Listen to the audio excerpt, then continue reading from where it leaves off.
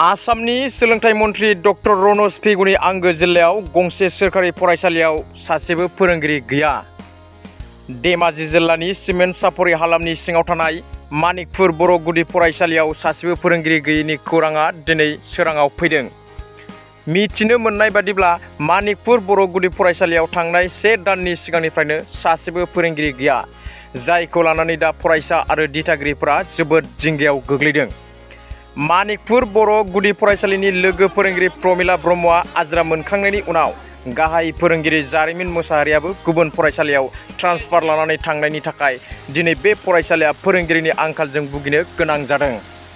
नाथाय दुखुनांथाव बाथ्राया फरायसालियाव फोरोंगिरि गैयै थासारिखौ नुनायनि उनावबो सरकारनि फारसेनिफ्राय दिनैसिम जेबो राहा खालामनानै होनायखौ नुनो मोननाय जायाखै।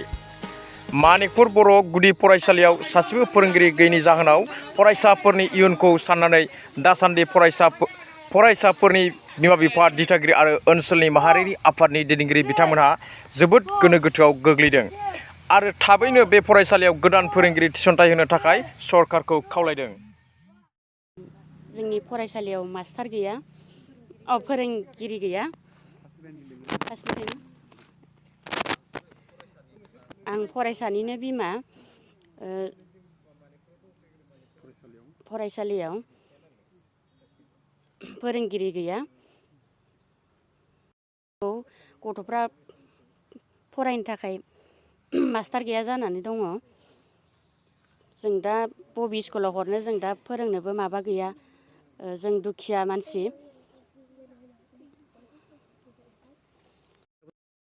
दा बे फरायसालियाव मास्टार गैयिनि थाखाय माने जोंना गथ'फ्रा आलाय-सिलाय जागासिनो, बिराद उसुबिदा जादों।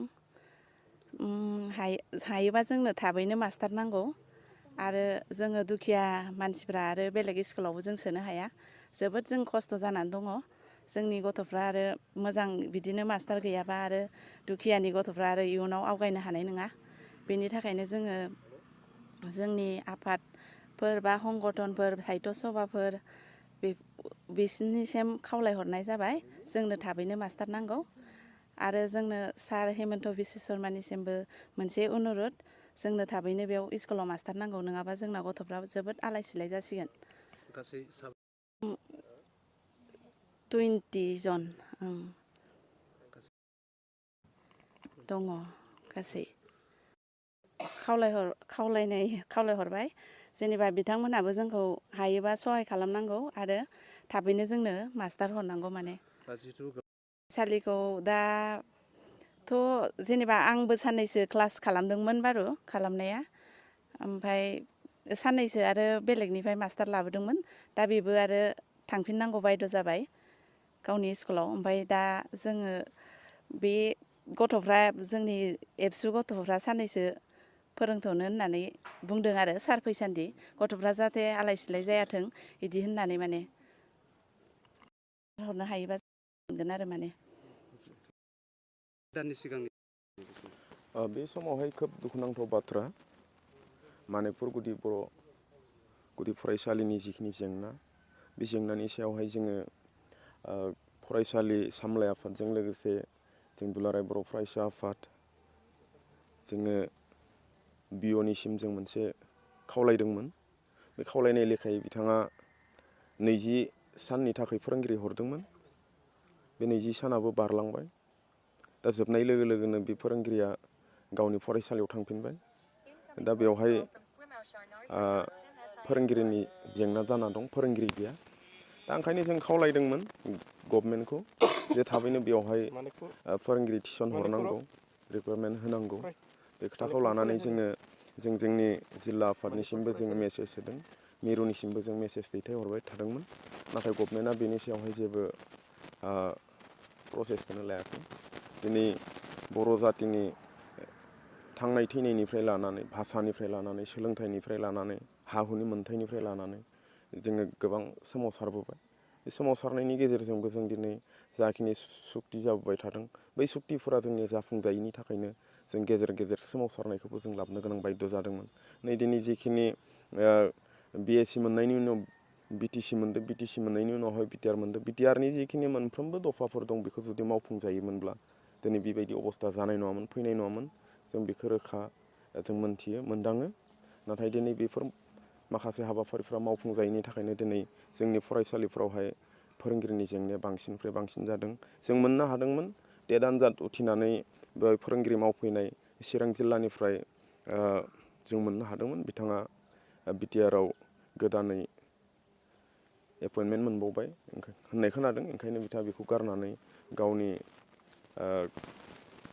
हम जिल्लायाव थांफिनबाय होननाय दा बेयाव फोरोंगिरिनि जेंना फरायसा फरायसुलिफ्रा दिनै बेहाय गोबां दङ नोंथांमोना नुगोन निउस मिडियानि गेजेरजोंबो नुगोन दिनै गासैनि गेजेरजोंबो नुगोन मोनथिगोन खौरां बिजोंनि गेजेरजोंबो दा बेवहाय जिखिनि फरायसुलिफोर दं दिनै बेयावहाय फोरोंगिरिनि जेंनानि थाखाय आंखालाव गोग्लैनो गोनां बायद' जादों जों दुलाराय बर' फरायसा आफादानो जा खौसेथि बर' सुबुं आफादानो जा जों मोनसे सावरायलायदोंमोन दानि बावैसो एसे सिगां दा जों बे हाबाफारिफोरखौ जों माबायदि खालामनो जों गोनांथि जायोब्ला जों दिनै राजा लामायावबो जोङो ओंखारनो गोनां बायद' जागोन बिदि माखासे जों गोबां खोथाखौ सावरायनो गोनां बायद' जादों दा जोङो आसाम गभर्नमेन्टनिसिम जों आपिल खालामगोन खावलायगोन थाबैनो जा एडुकेसन डिपार्टमेन्ट बा education minister doctor Ranoj Pegu बिथांनिसिमबो जों खावलायगोन गोनांथि जायोब्ला जों गासै गथ'फोरखौनो लानानै बिथांनि न'सिम बा बिथांनि न'आवनो जोङो लानानै जों धरना हैनोबो गोनां बायद' जागोन दा जोङो बिथांमोनखौ जों एपिल खालामगोन खावलायगोन दा जोङो हानायमानि जोंनिफ्रायनो जोंनि जिखिनि जोंनि गेजेरावहाय सोरबा BA पास जानानै थानाय सोरबा मास्टार डिग्रि कमप्लिट खालामनानै थानाय बिथांमोनखौ जोङो लेंहरनानै सावरायलायनानै बिथांमोननि सेराव जों थांनानै दान्दिसे बा साननैसो गभर्नमेन्टआ फोरोंगिरि एपइन्टमेन्ट होनायालागै नोंथांमोना बेवहाय फोरोंथ'नायखौ मावोब्ला मोजां जागोन होननानै जों रिकुवेस्ट खालामनायलाय बिथांमोनखौ जों मोननो हादों बिस्तु बर' बिथाङाबो ग्रेजुवेसन बिथाङाबो सिमेन्ट सापरिनिनो लोगोसे जों आरो रायज्लायबावदों रिंखां बर' सिमेन्ट दख'रा दुलाराय बर' फरायसा आफादनि सोलोंथाइ नेहाथारि जों बे काउन्सिलनि सिटनोबो जों फोरमायगोन जे जोंनाव फोरोंगिरिनि जेंना दा जों दुलाराय बर' फरायसा आफाद आरो खौसेथि बर' सुबुं आफाद दख'रानि जों जयेन्टलि जों दिनै नायगिदिंनानै जों दिनै मोगा मोगि जानो गोनां जादों जोंनि उन्दै फरायसा फरायसुलिफोरजों आरो जोंनि जा फरायसुलिनि दिथागिरि बिमा बिफा बिथांमोनाबो बेवहाय दंफैयो जों बिथांमोनजोंबो रायज्लायदों खुनु सिन्था खालामनो गोनांथि गैया जे जोङो जोंनि उन्दै फरायसा फरायसुलिफोरखौ जिबायदि सोलोंथाइ होनांगौ जों बिनि